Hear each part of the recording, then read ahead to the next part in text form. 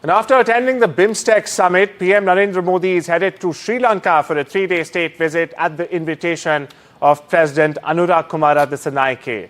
Now, PM Modi is the first, in fact, world leader to be hosted by President Dissanayake since he took office. This will be PM Modi's 4th visit to Sri Lanka as Prime Minister. Earlier, President Dissanayake had made India his first foreign visit after assuming charge. India and Sri Lanka share deep historical and cultural ties, making Colombo an integral part of India's neighbourhood first policy. Now, key agreements are also expected in sectors like energy, digitalisation and security, with New Delhi also pushing for defence cooperation deal. Now, the talks will also include India's plans to supply LNG and develop a regional energy hub in Trincomalee, where it competes with China's Sinopec, which is investing around $3.2 billion in an oil refinery in Hambantota. Now, the visit is expected to focus on trade, energy cooperation and regional security. My colleague Gaurie Dwivedi joins us from Colombo. Gaurie, the visit comes amid Colombo's seeming China tilt. Maritime security, of course, as we know, is one of the top priorities in focus. What else are you picking up from the ground? So, of course, maritime security is one of the most important aspects of this partnership. But there are three very important layers to this visit, and which is why it assumes significance.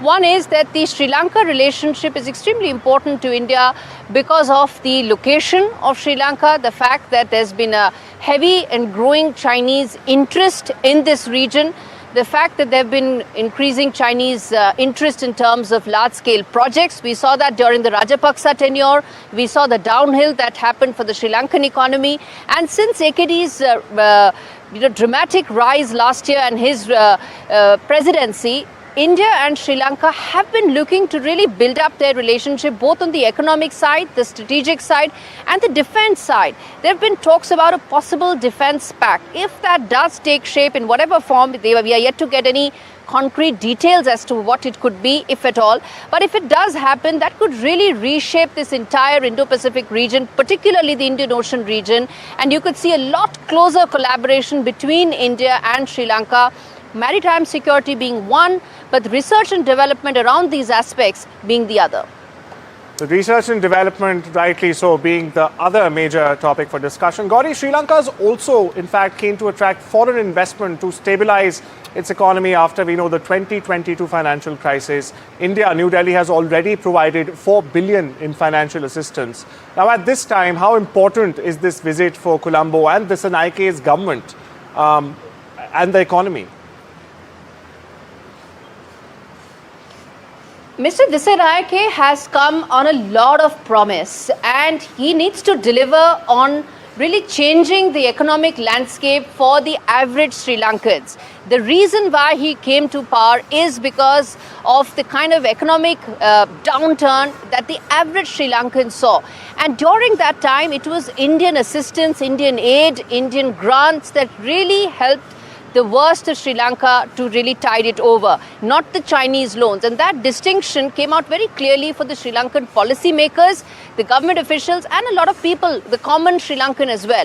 So all of that is what is leading into this visit, where the next phase will see a lot more economic partnerships. In fact, Prime Minister Modi is going to be inaugurating some important projects, including power as well as railway line projects, with Indian assistance. So the fact that India is providing economic stability and security to Colombo is well known, established and really strengthened during the 2022 economic crisis that Colombo faced. And I feel that this visit right now will only strengthen that further. Some of those projects actually could really reshape Sri Lanka's key areas, northeastern part, southern part, all of that with India's investments and aid. So I think economic partnership going forward could really strengthen after Prime Minister Modi's visit here.